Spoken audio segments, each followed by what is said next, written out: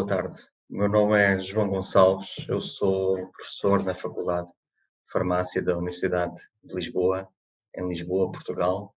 e é um prazer estar aqui convosco para vos falar um pouco de biosimilares, intercambiabilidade e extrapolação de biosimilares. É um prazer estar convosco e gostaria então de começar esta aula. Gostaria só de deixar aqui os meus disclosures. Eu vou dividir um pouco esta aula, principalmente aqui numa definição dos biosimilares e depois, no fundo, uma pequenina avaliação do que é o mercado dos biosimilares, especialmente na Europa, como é que, no fundo, essa demonstração de biosimilaridade está a ser feita. A questão fundamental aqui desta apresentação, que é intercambiabilidade e substituição, esta diferenciação que existe entre a Europa e os Estados Unidos, e depois aqui um pouco também dos ensaios clínicos e o desenho dos ensaios clínicos para avaliar esta substituição de biosimilares e de como é que, no fundo, as orientações da FDA para demonstrar intercambiabilidade podem afetar a nossa compreensão do que é os biosimilares e a sua substituição. E depois falar um pouco sobre a experiência europeia nesta área da substituição e dos ensaios clínicos de substituição, tendo em comparação também os efeitos no sebo e fundamentalmente aquilo que esperamos que possa vir a implicar nesta avaliação de intercambiabilidade e extrapolação. Como regulamentação e definições regulamentares dos biosimilares entre a Europa e os Estados Unidos, fundamentalmente esta comparação tem muito a ver com os aspectos de qualidade, os aspectos da atividade biológica, de comparação entre os dois medicamentos, mas fundamentalmente entre os Estados Unidos e a Europa, fundamentalmente aqui a diferença tem a ver com estes aspectos de qualidade que não devem ter interferência ou impacto do ponto de vista de segurança e potência clínica dos dois produtos. Os medicamentos biosimilares nas doenças inflamatórias, fundamentalmente na artrite reumatoide, nas doenças reumáticas e também na doença inflamatória intestinal, muito recentemente começaram a ter um impacto, mas, no fundo, o nosso conhecimento daquilo que é os biosimilares desde 2006 na Europa, só mais recentemente é que começamos, no fundo, a ter este impacto e o conhecimento sobre estes produtos. Então, fundamentalmente, iniciamos com o infliximab, mas hoje temos tanto nos Estados Unidos como na Europa diferentes anticorpos monoclonais das diferentes áreas e que têm um impacto superior neste tratamento dos nossos doentes. A demonstração de biosimilaridade, ou seja, os princípios gerais da biosimilaridade são conhecidos por todos, mas fundamentalmente tem que haver aqui uma análise extensa do ponto de vista analítico e muito forte para comparar esses produtos. Do ponto de vista da eficácia clínica e segurança, já foram a avaliação do que é a eficácia clínica e segurança de um medicamento já foi realizada. O que se tem que realizar aqui agora e compreender é exatamente esta comparabilidade entre um medicamento original e o seu biosimilar. No fundo, deve-se demonstrar aqui esta similaridade de eficácia e segurança, não só do ponto de vista da farmacocinética e farmacodinâmica, mas também em termos de imunogenicidade. E, portanto, a comparação clínica deve ser feita ao nível dos ensaios clínicos de fase 1 e fase 3, com estudos mais pequenos, duplamente cegos e paralelos contra o comparador, mas não há necessidade de demonstrar eficácia em todas as indicações. Ou seja, o que é necessário fundamentalmente é que os doentes com a doença que tenha mais capacidade de resposta ao tratamento devem ser esses os doentes utilizados e também os endpoints clínicos que sejam mais sensíveis para detectar diferenças entre os produtos também devem ser os mais utilizados. E, portanto, é um paradigma diferente de avaliação clínica dos medicamentos biológicos. No fundo, esta avaliação clínica depois vai ter impacto também naquilo que nós consideramos que é a extrapolação. E daqui os fatores do próprio doente, da doença e também os endpoints que nós vamos avaliar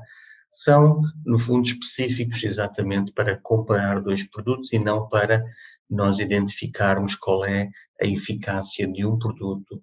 único sobre aquele mecanismo de ação ou sobre aquela doença. E, portanto, é uma comparação a nível dos fatores do doente, da doença e dos endpoints que nós vamos tentar avaliar para dar, no fundo, uma evidência quantitativa da progressão da doença, do ponto de vista de farmacocinética e farmacodinâmica, no fundo, para simular, para modelar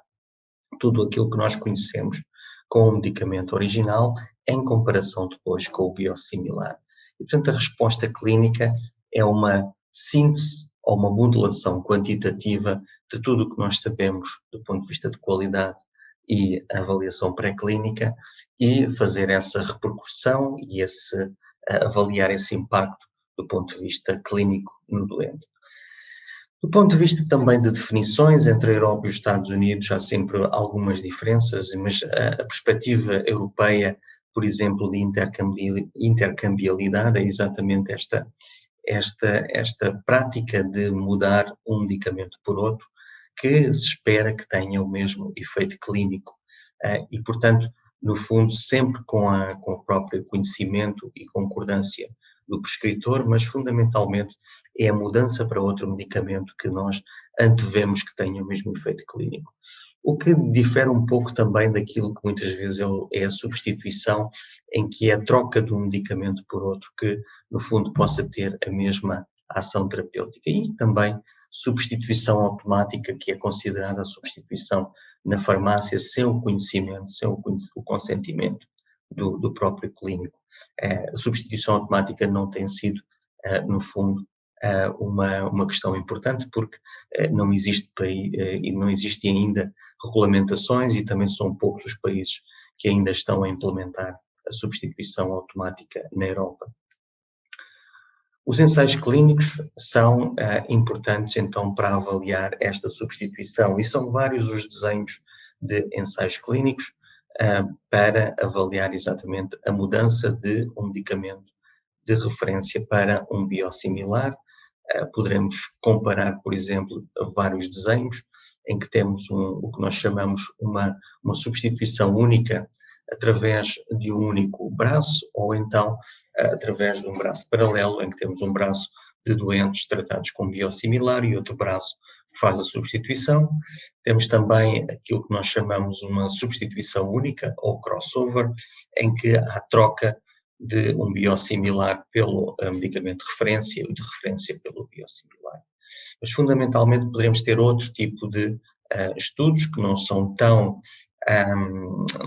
usuais, mas temos também aqui uma substituição única através de um braço paralelo, que pode incluir aqui uma randomização após algum tempo de tratamento com um medicamento de referência para outro medicamento de referência ou biosimilar, em comparação com o braço ou biosimilar. Ou poderemos ter estes múltiplos braços de substituição ou alternados para, no fundo, avaliar se a intercambiabilidade pode ter algum impacto do ponto de vista da eficácia clínica ou da segurança, principalmente através da imunogenicidade. Mas vamos nos concentrar só aqui no único braço, numa comparação, entre dois braços,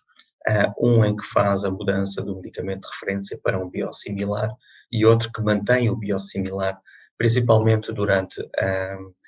2 anos, que é fundamentalmente aquilo que nós queremos ver de comparabilidade em reumatologia e em doenças inflamatórias, exatamente para perceber ao longo de um ano como é que, no fundo, esta diferença se vai repercutir naquilo que é eficácia e segurança para o doente. O primeiro estudo que ocorreu, ou o primeiro estudo que nós temos conhecimento, é esta fase 1 com o CTP-13 em comparação com o infliximab em espondilite anquilosante. O primeiro estudo que nós temos é o estudo do Planetas, em que 250 doentes com esta espondilite anquilosante randomizados com o biosimilar do infliximab, o originador, com uma fase de indução e manutenção, e durante, no fundo, estas 30 semanas, com uma avaliação exatamente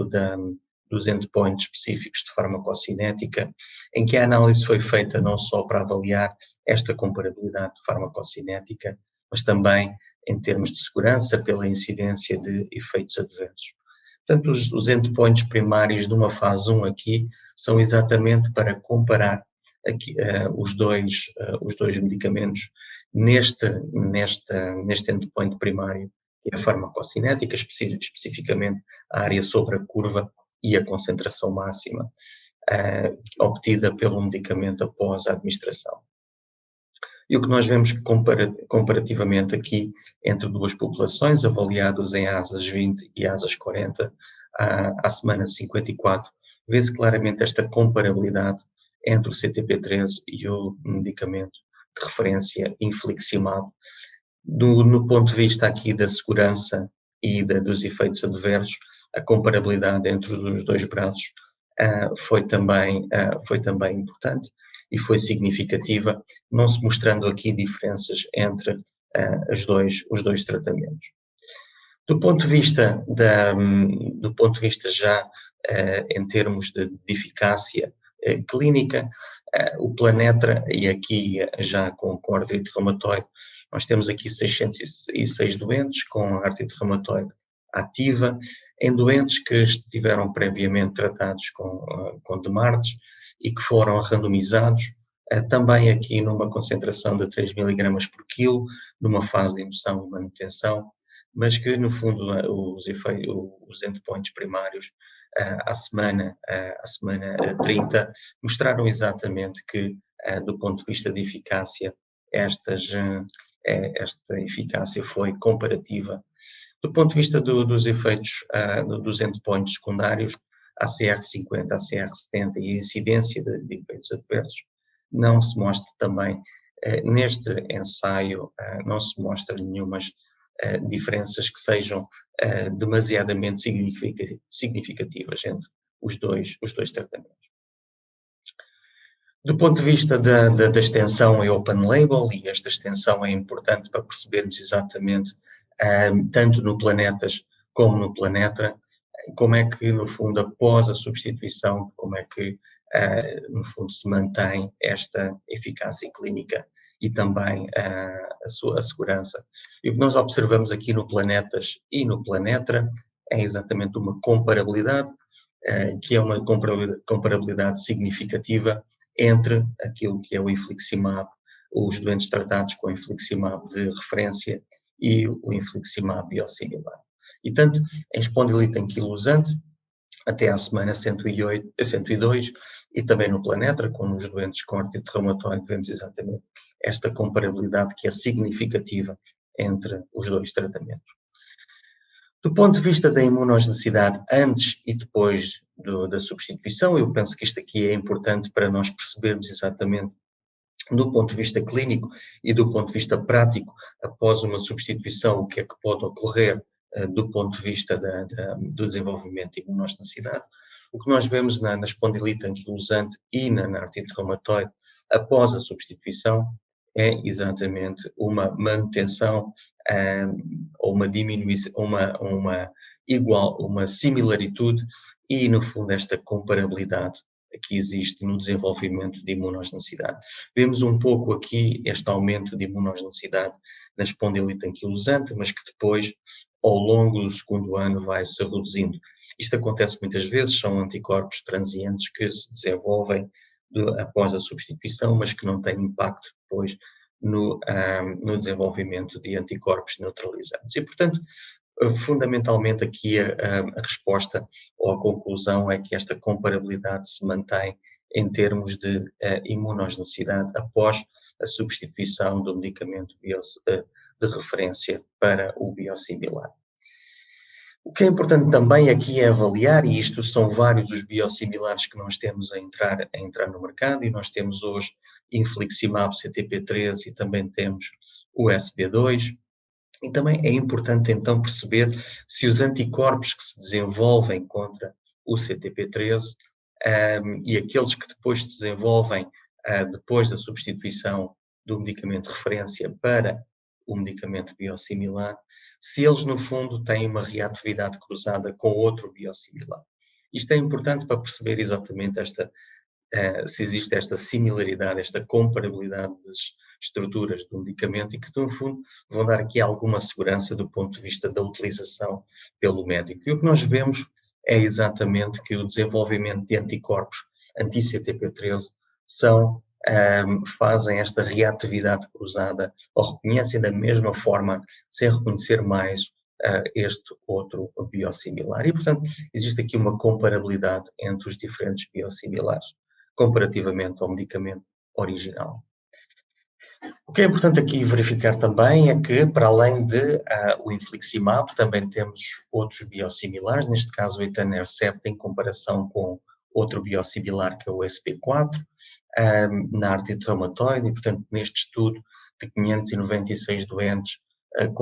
em que os doentes têm uma artrite reumatoide ativa,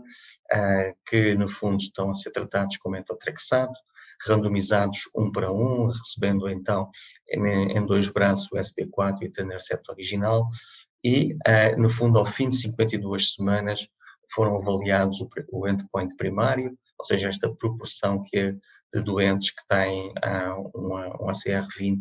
à semana 24, e também os endpoints secundários, com avaliação, claro, aqui dos efeitos secundários da própria administração. E fundamentalmente o que nós vemos aqui à semana 24, e se compararmos aqui o SB4 em termos de eficácia, mas também em termos de efeitos adversos, vemos que existe aqui uma comparabilidade entre os dois medicamentos, o que é claramente sinónimo de uma excelente comparabilidade entre o original e o biosimilar. Nesta avaliação de extensão em open label, neste estudo de artrite reumatoide, portanto, o que nós vemos é uma eficácia similar antes e após o switch.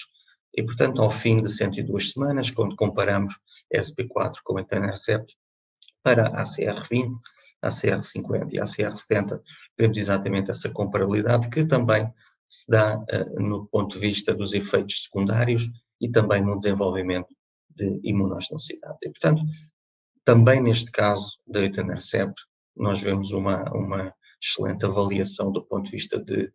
comparabilidade clínica em termos de eficácia e segurança. O que é importante também aqui é que esta demonstração de intercambiabilidade se faça da melhor forma regulamentar e, portanto, se nós olharmos, por exemplo, aqui para as guidelines da FDA, que também refletem um bocadinho aquilo que se passa na Europa, o que é preciso nesta intercambiabilidade nós termos dados de post-marketing que são importantes, no fundo, para confirmar aquilo que nós temos em ensaios clínicos, mas também estudos prospectivos controlados de substituição. O desenho tem que ser um desenho que nos permita avaliar esses dois períodos de tratamento, esses dois braços de tratamento, com uma análise consistente do ponto de vista de farmacocinética, mas também de imunogenicidade e segurança. E, portanto, ter esta avaliação sempre com um comparador que esteja no fundo, licenciado nesse país, onde vamos ter esta avaliação entre os dois medicamentos. O que é importante aqui é que existe aqui quase que uma necessidade ou uma intenção de muitas vezes fazermos esta comparação do ponto de vista de intercambiabilidade de várias substituições. Isto muitas vezes não é possível do ponto de vista dos anticorpos, porque os tempos de semivida são sempre muito maiores do que o tempo necessário às substituições, e então teríamos a possibilidade de ter vários medicamentos ao mesmo tempo e que não seriam exatamente os dois que queríamos comparar. Mas, principalmente para o etanercept, que é possível fazer estes estudos de intercambiabilidade múltipla, temos exatamente esta possibilidade uma vez que o tempo de semivida do etanercept é muito baixo relativamente àquilo que é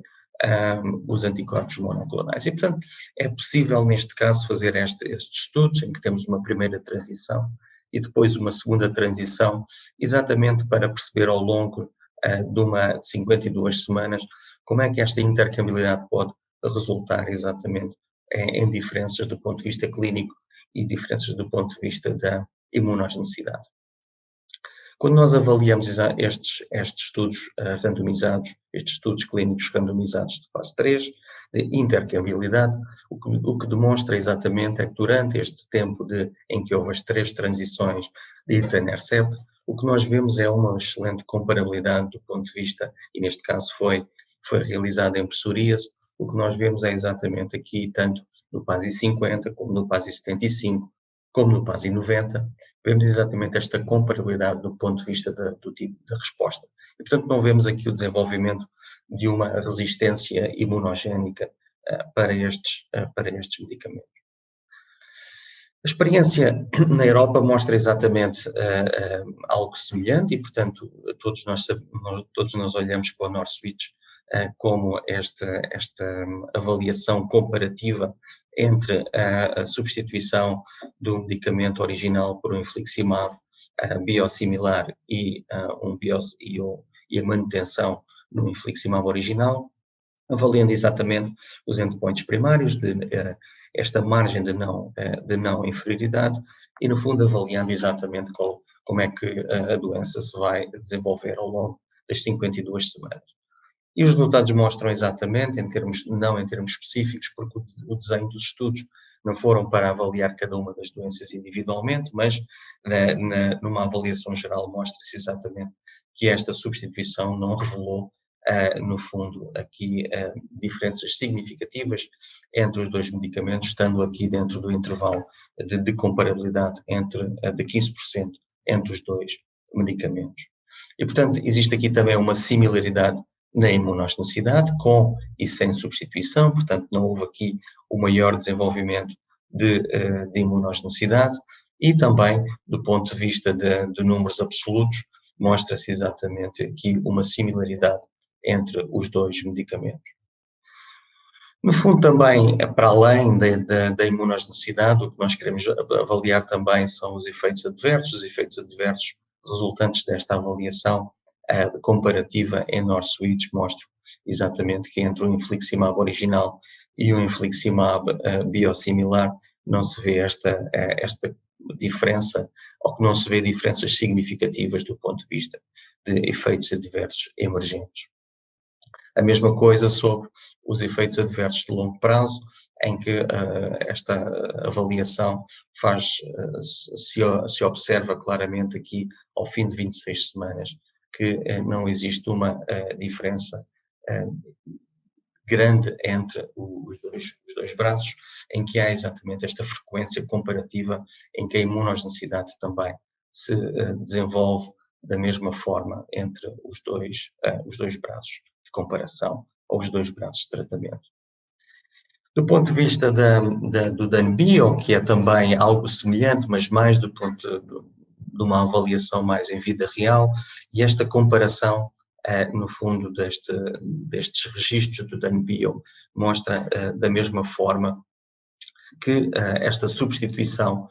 não parece desenvolver, no fundo, uma maior resistência à terapêutica, e fundamentalmente a terapêutica na artrite reumatoide, na artrite psoriática, é semelhante antes e depois da substituição.